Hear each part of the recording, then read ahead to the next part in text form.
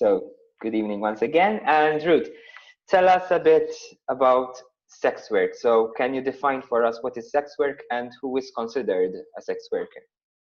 So sex work is work. It's a form of livelihood. It's an economic activity, and sex workers exchange their own sexual labor or sexual performance even for compensation. And workers in the sex industry are heterogeneous, so there are many, different genders, different sexual orientations. So we speak about female, male, gender non-conforming, cisgender, transgender adults, who provide sexual services for an exchange. So there's always a transaction, right? So that's our understanding of sex work. And it's important that in understanding sex work, we understand that people do sex work and offer sexual services for different reasons.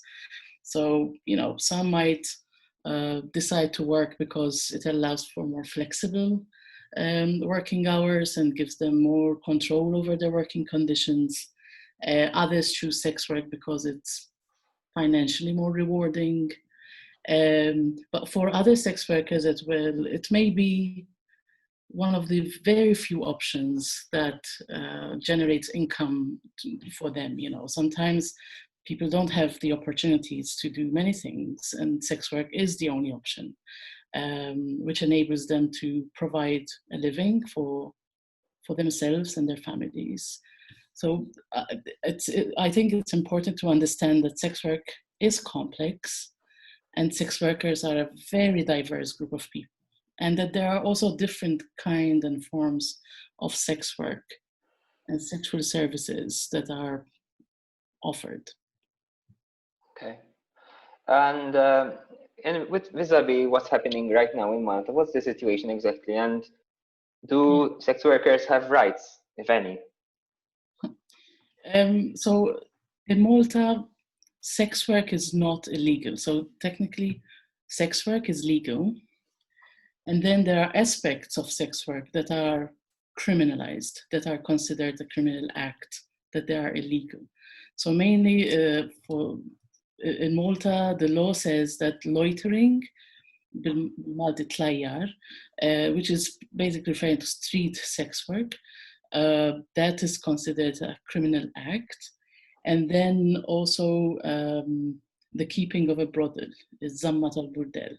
So that's also considered illegal, which means also, so technically that's it. And this law, it's important to understand, this law was passed by the British. It's a 1930 law.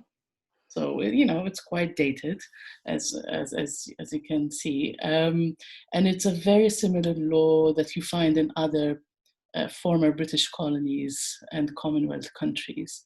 It's something that we inherited from the British as well, and it hasn't changed much since 1930.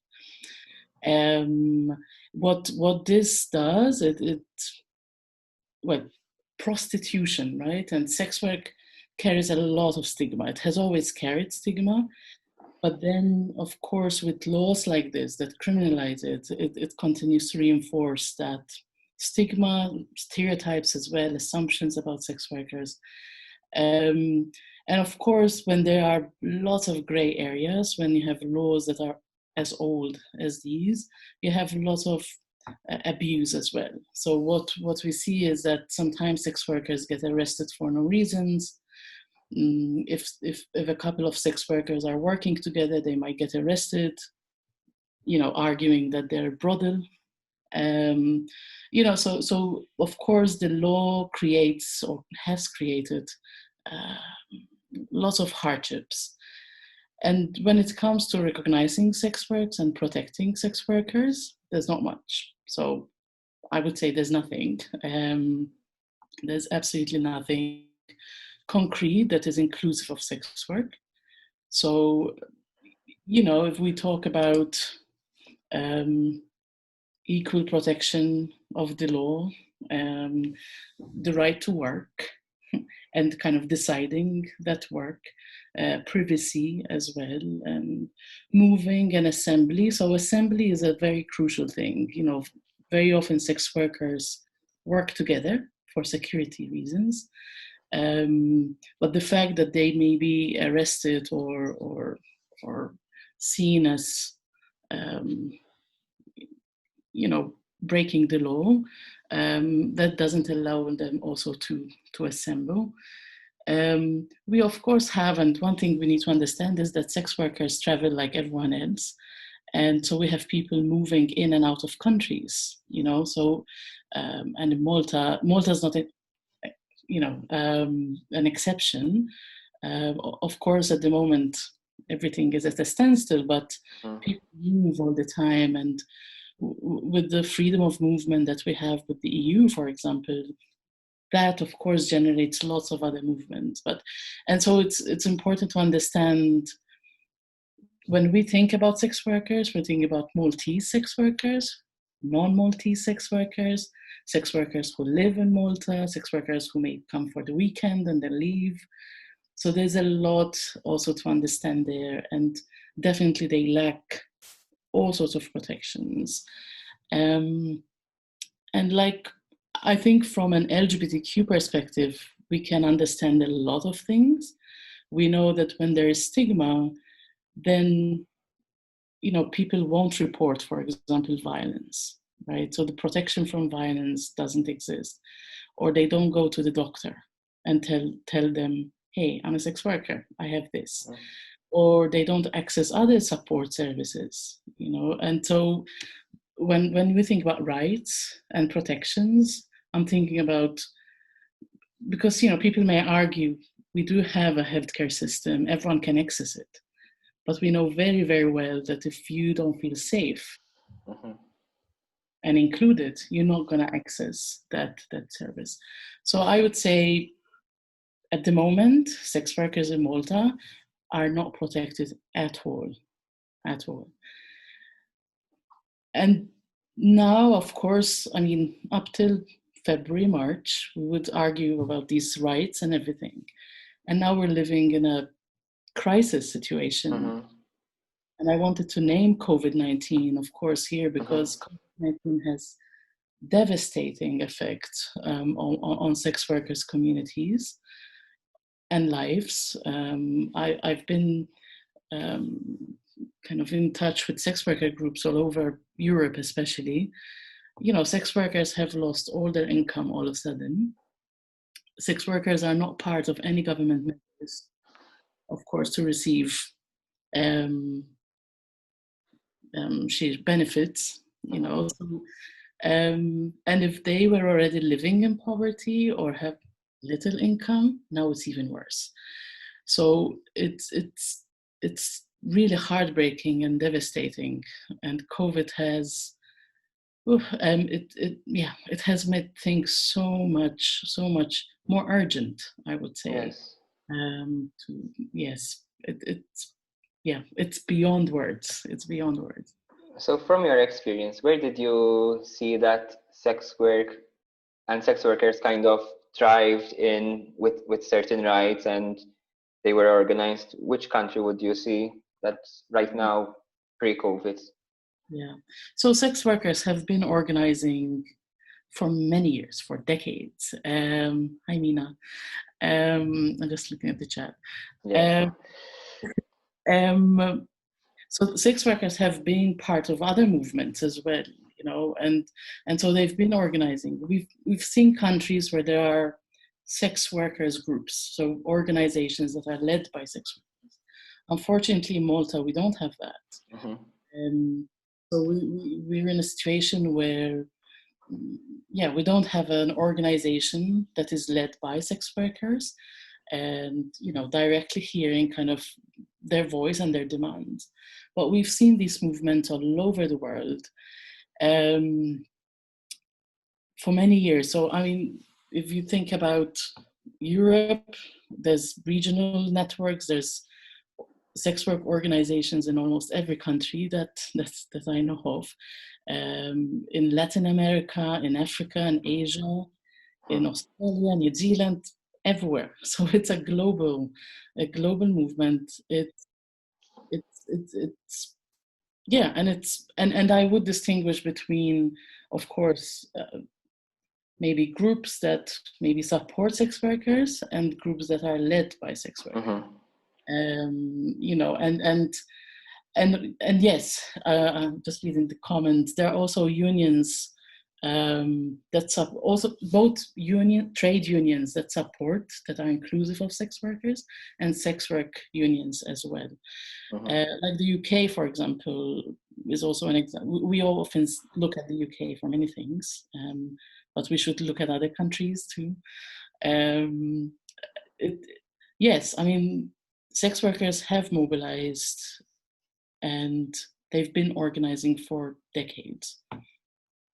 Yeah. And so why do you think Malta is an issue with getting organized, if I may say so? Well, I mean, there are many factors, right? So, and maybe from our experience as LGBTQ activists, we can maybe also shed more light on what it means to be an activist. Malta is a very small country. Once you come out, there's no going in. You know, if you're living with so much stigma and, you know, about the work that you do, you don't, and it's also risky. If you come out, you risk losing your clients, you risk losing your income. So I think, I mean, I'm hopeful as well that we will have a sex work led movement organization in Malta as well.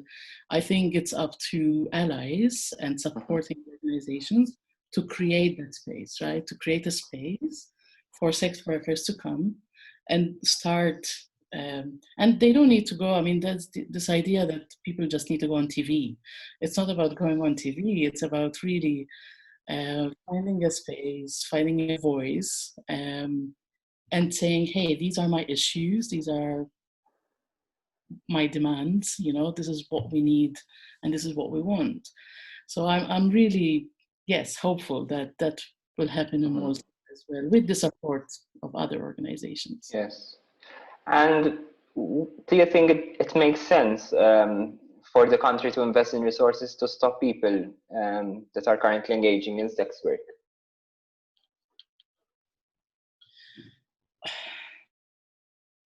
I think the resources must be invested to provide adequate support services that address the needs and issues of sex workers. If a sex worker wants to leave, if a sex worker wants to stop from providing sexual services, then yes, they should be supported, of course, but it should not be the primary goal, right? The goal should be to have support services that address the needs. One thing I want to highlight is people talk about exit programs, which I understand, because it implies that people enter sex work and then they exit sex work, as if like it's a shop. You know, you enter, you exit, you enter, and in reality, people do sex work and they provide sexual services at different points in their lives. They might stop and then they might do it again. They might be in need of money, you know, at some point in their lives. So there's, like, I call it a transitionary aspect to sex work that we need to understand. So the idea that I mean, we might have heard, and you might have heard the reference to exit programs. And that is usually accompanied by the idea that we're saving sex workers, you know, let's save sex workers from kind of this immoral life that they're leading, you know, and that doesn't work. It doesn't work. Also because if you're providing those programs, you also need to provide how that person's going to live, where, their income, you know, their families, and a lot of other things. Okay. So can you guide us through, you told us how the law is right now, but can you guide us through what are the proposed reforms and what is it attempting to do? Yes, so the last general election, 2017, right? The government had explicitly referred to the reform around human trafficking and sex work in its manifesto. And there was reference to creating a debate so that we move things around these two issues. So what has happened since then was that the government created this working group and started doing consultations with civil society groups and other stakeholders. And then last year, around September 2019, there was a public consultation process. There was a document presented by government for feedback from the public on two areas, on anti-human trafficking and on sex work. So that was also one thing that happened, is to distinguish between human trafficking and sex work. In relation to human trafficking, the government said, we want to propose a national strategy to fight human trafficking. And in relation to sex work, it was broader in asking the public for their feedback about how they see the reform, right? To address also violence, discrimination of sex workers. So at this stage, there's a report that is being written. There were quite a number of submissions, received. And then the government will publish that report with recommendations about next steps. One thing I want to say is that with the human trafficking part, we already have laws in place that address human trafficking.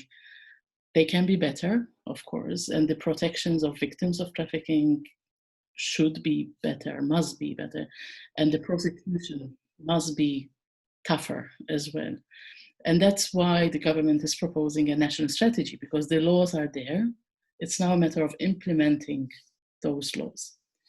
In relation to sex work, it's more. So we're talking about legal reforms, but also policy, but also the development of support services and programs. So it's a more holistic approach, and that's kind of how it's being seen, that it's not only the law. As we know, the law can be changed, but it's not enough on its own. So yes, that's it. And I think addressing trafficking and sex work is important. Some people conflate the two, so some people argue that sex workers are all trafficked and all trafficked people are sex workers. That's right. Whereas we've been making that distinction, and also as human rights activists, we make that distinction and say sex workers, victims of trafficking, may be trafficked for sexual exploitation, so sexual exploitation is part of that, but not all sex workers are victims of trafficking. And yes, and so far the approach has been, and also that's something that's where I'm coming from, to approach this from a human rights based kind of approach, but also making sure that the health and well-being of sex workers remains of utmost priority. That's right. So why do you think, so not actually why do you think, why is there considerable opposition from a number of feminist movements about this reform? What's happening there?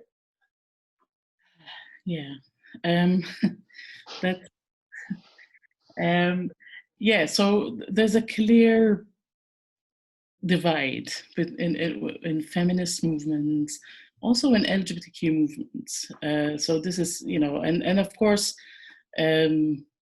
I'm a feminist, and I'm an LGBTQ person as well. So you can be a feminist and queer as well. So the divide is around the focus and the approach, and then on the way we do laws around sex work. The main opposition is around, so we call for decriminalisation. Sex worker groups call for complete decriminalisation, so that's removing the criminal aspects. And and to see sex work as work, and to support sex workers in all spheres of life, right? Those, well, what we call the abolitionists, their starting point is that they want to abolish prostitution. And so they need to abolish prostitution by decreasing the demand for prostitution. So they agree on removing the criminal aspect in relation to the sex worker, but on criminalizing the client, because that's the demand, right? The demand is the client.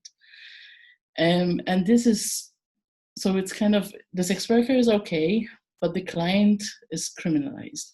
So it's a ban on related activities, really, to sex work, which effectively means that it's impossible to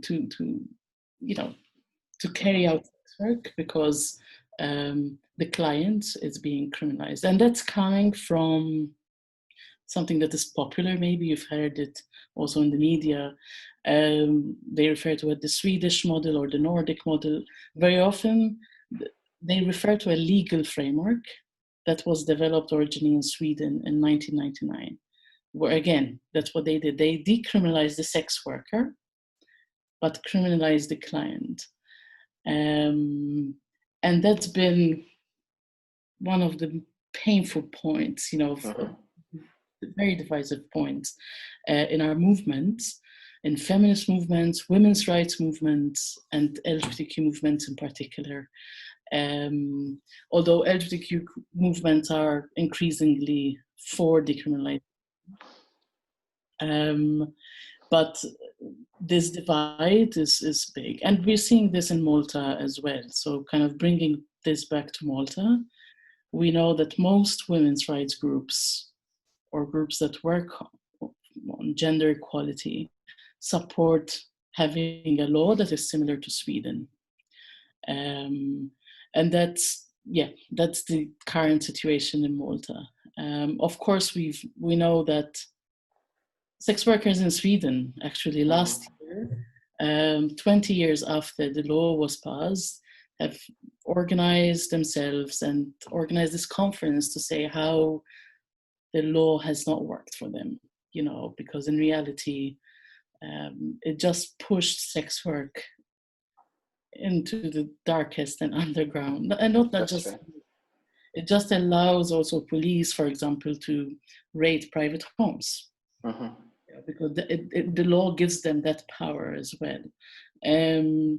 We know that sex workers have lost what we call the bargaining power with clients, for example, even on the use of condoms. We've seen a rise in STIs as a result of that as well. So there are many factors that, and of course, this is not me saying that, this is sex workers, Swedish sex workers, and also sex workers in other countries where they've adopted this law. But the effed up thing, if I may say so, is that you'd have policymakers and a number of organizations saying, no, this is working, the demand has gone down, so how do you beat that? I mean, even just yesterday we were having an intra meeting with someone from the political parties, and they were saying, I've read so many research about this model that it has shown that it's working, and if we adopt this same model in Malta, I'm sure that we will eventually abolish sex work in general. So how do you defeat that argument?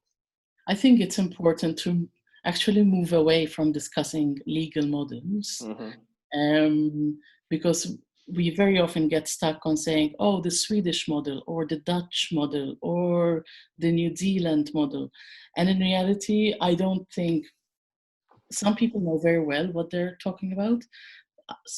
Some others don't. So I think it's better to focus on the issues. And there, I think there's more agreement, because we do agree that we need to do something about violence, right, against sex workers. We do agree that we need to do something about the health and public health as well aspect to sex work. We do agree that we need to decriminalize the sex worker. So I would say, let's focus on the issues and the needs of sex workers and also adapt the laws to Malta. I mean, the legal context in Sweden is a very, very different to Malta. And actually, for those who argue that New Zealand is a very far away country, which is it is a very far away country, but because New Zealand is a former British colony as well, we practically have the same laws as New Zealand had before they changed the laws, as Australia had as well, and has, because some of the states still have it. So I think it's important to learn from Sweden, to learn from Holland, to learn from Germany, to learn from the UK, to learn from countries. Take what worked, because there are things that worked in Sweden.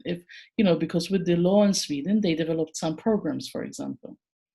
So we do look at those as well. We see what worked, and we also see what would work in Malta or not, because we cannot just import copy paste laws. It just doesn't work like that. Okay. And you already mentioned it, but when they say, isn't sex work strongly linked with human trafficking? Are we going to allow further human trafficking to happen with this reform? How do we rebut that? Well, I think the fact that human trafficking and sex work are being presented together, separate but together in the same consultation and reform, means that the government wants to address, and I think that's the position of sex work organization support the position to have more robust frameworks to tackle human trafficking, which includes sexual exploitation, which includes traffickers moving people, very often women and girls, for sexual exploitation. And I think it's also very important to say that there is a gender element in all this, of course, and it's important to name that many sex workers are women, both cisgender and trans, but many are women. And it's important to name that and continue naming that, because that is the reality. And there is a gender aspect to understanding sex work as well. But I think the idea that now decriminalizing sex work will just increase human trafficking. And of course, there's a whole history where that's coming from, right? That framework, it's quite recent, actually. Not it doesn't have a long history, but we need to be realistic as well, because sometimes with some of the arguments I've heard, hey, we literally have traffickers on boats just waiting for the government to change the laws, and trafficking will remain an illegal and criminal act. Traffickers will remain criminals. If what is being proposed actually is to have stronger penalties for traffickers, actually, and to protect victims of trafficking in a much better way. Okay. And I'm basically concluding to my last question, but how do we see this as an LGBTQ plus issue? I mean, as ARC, I think we're now in a phase where we want to support this reform, but also want to bring in the LGBT community to support it, as we are aware that there has been a lack of LGBTI voices in this. So how can we link it? Oh, there's so many ways. And I think it's important to understand, and I mentioned earlier, sex workers and sex work is linked to many movements. There are LGBTQ sex workers, there are women sex workers, cisgender women sex workers, there are sex workers of color, there are migrant sex workers. So it touches on so many things, and movement too. When it comes to LGBTIQ, there's a long history, and I think I mean, it's important to understand there's a historical also link, which is so important to remember. You know, our movement, the LGBTQ movement, wouldn't be where they are today if it wasn't for sex workers. I mean, sex workers were the ones who started the riots. You know, trans sex workers of color, trans sex workers of color, Black trans sex workers, you know, started our movement in many countries, not only in the US, in many, many, many countries. So LGBTQ, queers, and sex workers have been very much part. Gay men, bisexual men, men who have sex with men, and sex work. So many links. And actually, when it comes to gay men and the history of our movement, when it comes to gay men and sex work, there's another big link there, because in the 80s and 90s, with the HIV/AIDS epidemic, when it was, you know, initially when it was called the gay disease, it was then, and then it was linked to the gay communities. We know the story, right, in our community. But also later on, when from the gay disease it became AIDS, sex workers became the next scapegoats, you know, because they were called disease carriers and a threat to public health. And that persists, as we know with the stigmas attached to HIV positive people across. So there's a lot of intersections, right, between our movements. And if we understand homophobia and transphobia and what we call whorephobia, and oh, yeah, there's so many. And of course we fight as queers. We fought for many, many years and still do for agency, for self-determination, for recognition, for protection, the right to work, the right to family, the right to privacy. These are the same arguments that sex workers fight for. So I think LGBTQ movements is the most common sense, logical ally to the sex work, because we're still fighting for some of those things. So there are many ways, of course, we can understand as LGBTIQ activists, but also as queers ourselves, right? So it's very important to relate to that. And I think bringing this to Malta, you know, I mean, some of us have been involved in the LGBTQ movement for a while. You know, we've seen the changes. And I think it's important for the LGBTQ movement not to forget that some of members in our communities are still not protected. So trans sex workers, gay men, they're not protected. So despite all the laws that we have, despite being the number one on the Rainbow Index, you know, and which is fantastic, we need to understand that some in our communities are not migrant sex workers. Right. You know, they're not protected at all. And so there are many arguments we can make, of course.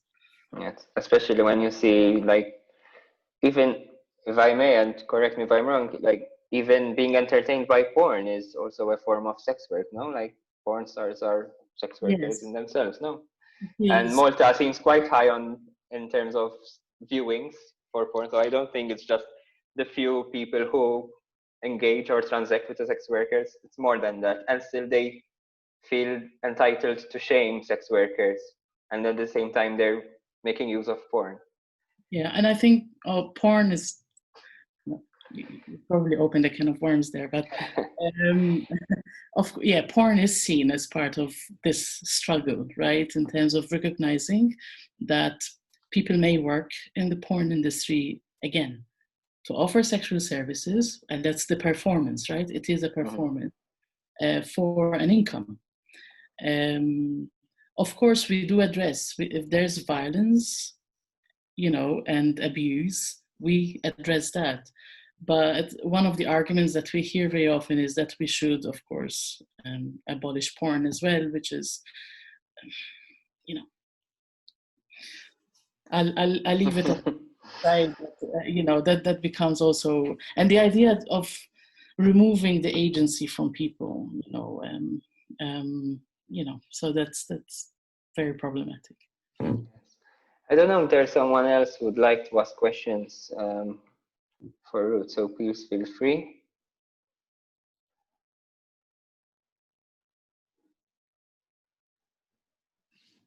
No? Okay.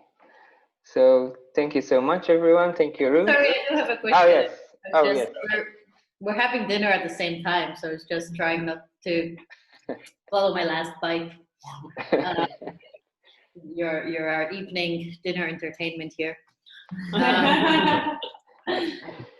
And that would be one reason why I don't switch on my video, because I think I have chocolate in my teeth. Don't worry. So, I mean, full disclosure here, Ruth and I discuss this reform often. But one thing that's really been on my mind lately has been the way the reform in Malta is, let's say the words speak, the title of the reform, right? That Ruth mentioned, the human trafficking and sex reform on human trafficking and prostitution. In fact, I think it is, right? And to me, that's really troubling. And I'm wondering, Ruth, if you think that there's any chance or opportunity that these two things will at some point split from each other and be spearheaded perhaps by different units or by different people within the government or within the ministry, because I do think they both need task forces of their own in order to work. And I wouldn't want, for example, the whole stigma and the whole, how would I put it, like fuss and maybe also shock or novelty about talking about sex work in Malta to kind of overshadow the need for also a human trafficking reform that also addresses then within that human trafficking reform, sex exploitation and other forms of exploitation. Like, I wouldn't want that to be overshadowed by the whole discussion around sex work, while at the same time I wouldn't want sex work to be overshadowed by human trafficking reform, where maybe then there's a mixed narrative where people start to really just, especially if they just hear it, if more and more media start to cover the reform, and it's always being referred to as the human trafficking and prostitution reform, then automatically you're making that link in your head between trafficking and prostitution, which I think could be, well, extremely harmful to the whole process. And so I'm wondering in this, like, I mean, it would be so powerful if there were a split in these two things, because they will just damage each other. And I think these two, they could be two reforms that could be equally as important and should be actually equally prioritized and have a whole set of money thrown at them and different task forces perhaps and different expertise also at some point, which maybe is not being done now. And then that's on like a policy and legal level, but then on a societal level, the fact that the messaging becomes confused. And I mean, the nuances, there are so many.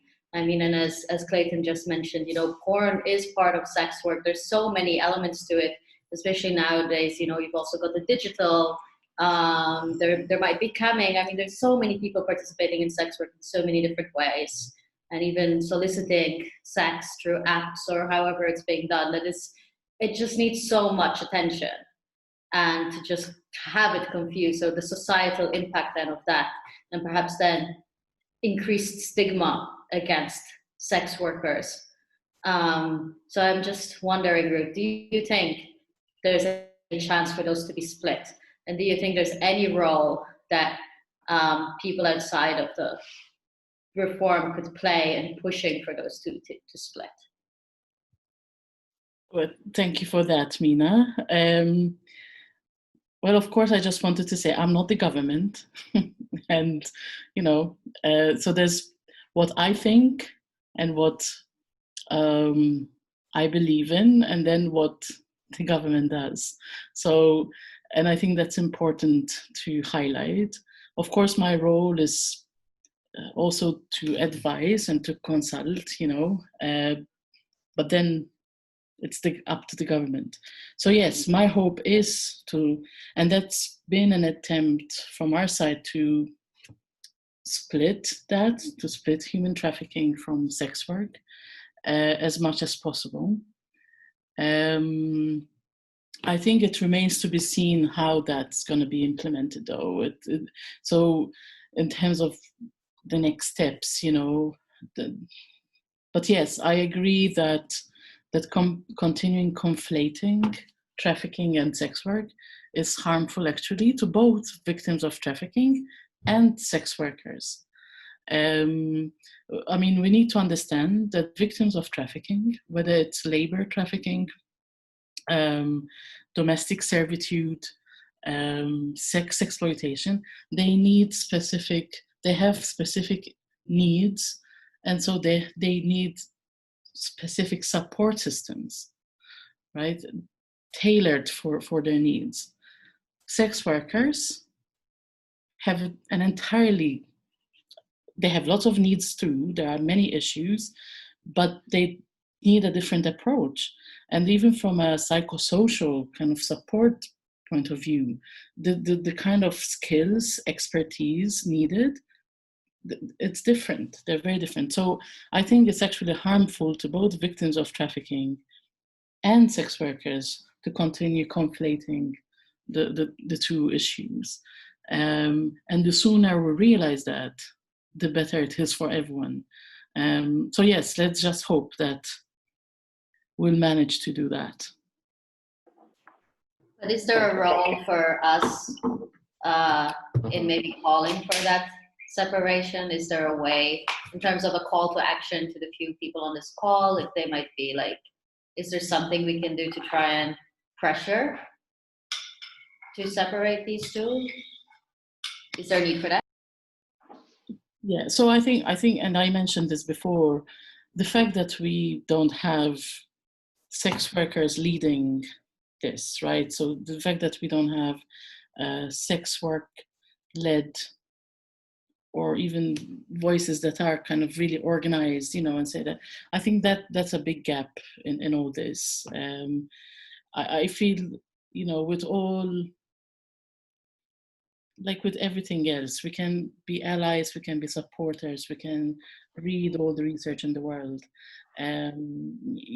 but of course it's important that we always acknowledge that we're speaking on behalf of someone else, and that's not us, and unless we are sex workers. So I think I see the role of NGOs at the moment to be twofold, both in terms of creating that space for sex workers, to support sex workers, even to train if needs be, to see what capacity needs are there, but then also to continue putting pressure as NGOs on this reform, because it is happening. It is happening as we speak. So, and I wouldn't want this reform to go passed by us without the interventions or the contribution of our communities. So I think there's different things that can be done, both on a kind of community level, groundwork, but also kind of on an advocacy reform level. And I'm looking at the question that is here, and I want to answer that. The question is, what about women not having autonomy over their own bodies? Isn't that something we also need to take account? Absolutely.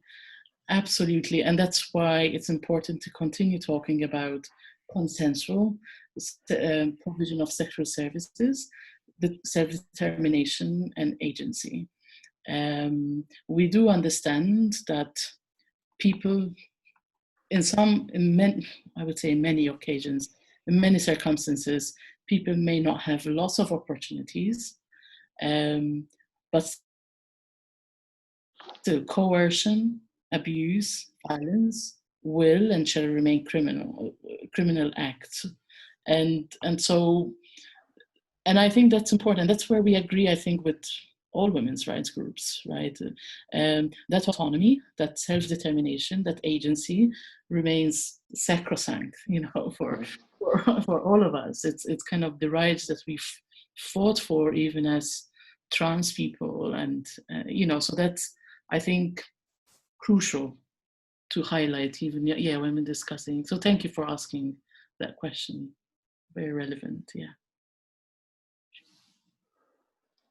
Are there any other questions?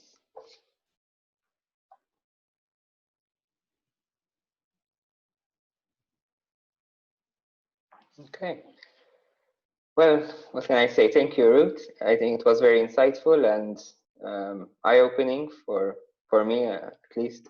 And I'm hoping that we can continue this path together, and wherever there is need for our support, please do contact us.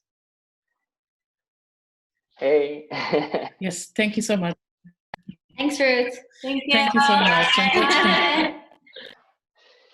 Thank you. Good night. Take care all. Good night. Good night.